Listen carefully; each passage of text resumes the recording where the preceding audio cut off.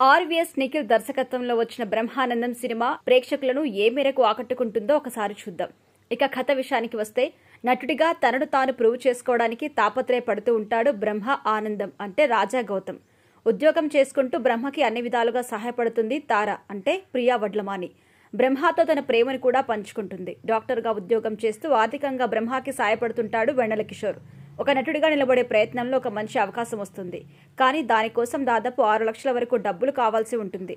ఆ డబ్బుల కోసం బ్రహ్మ ఏం చేశారు? అనాథాశ్రమంలో ఉండే బ్రహ్మ తాతయ్య ఆనందరావు మూర్తి అంటే బ్రహ్మానందం తన సొంత ఊర్లో ఉన్న 6 ఎకరాల భూమిని అమ్మి డబ్బులు ఇస్తానని చెప్పి తన ఊరికి తీసుకెళ్తాడు.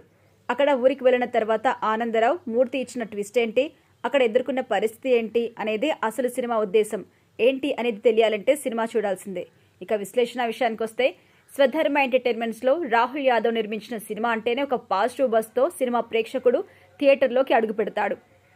అయితే వాస్తవానికి ఈ సినిమాకి ఊహించినంత బజ్ లేదు.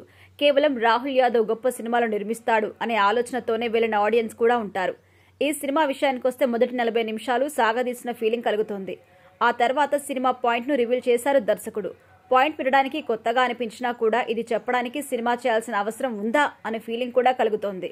కానీ సో కామెడీ వల్ల ఈ సినిమా సాఫీగా కొంతవరకు సాగిపోతుంది. తర్వాత కొన్ని కామెడీ సీన్స్, ఎమోషనల్ సీన్స్ బాగానే వర్కౌట్ అయ్యాయని చెప్పాలి. ఇక హాస్య బ్రహ్మానందం గురించి ఎంత చెప్పినా తక్కువే అవుతుంది. సినిమాలో తన పాత్ర ఎమోషనల్ గా స్టార్ట్ అయినా కూడా మధ్య మధ్యలో బ్రహ్మానందం మార్క్ కామెడీ కనిపిస్తోంది.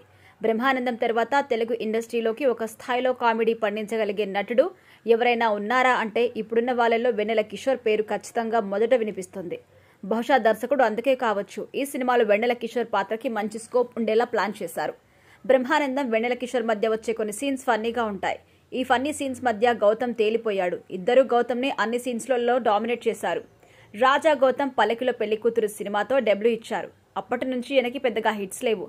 ఇప్పుడు ఇండస్ట్రీలో గట్టిగా నిలబడాలని తండ్రి బ్రహ్మానందం సహాయంతో ఎంతో ప్రతిష్టాత్మకంగా ఈ బ్రహ్మ ఆనందం మూవీ చేశారు. అయితే ఇదే ఆయన చేసిన తప్పు అనుకోవచ్చు. సినిమా మొత్తంలో బ్రహ్మానందం వెన్నెల కిషోర్లే కనిపించారే తప్ప రాజా గౌతమ్ పెద్దగా కనిపించలేదు. ఈ ఇద్దరు దిగ్గజ నటుల మధ్య రాజా గౌతమ్ మంచి పర్ఫార్మెన్స్ ఇచ్చినా కూడా తేలిపోయారు.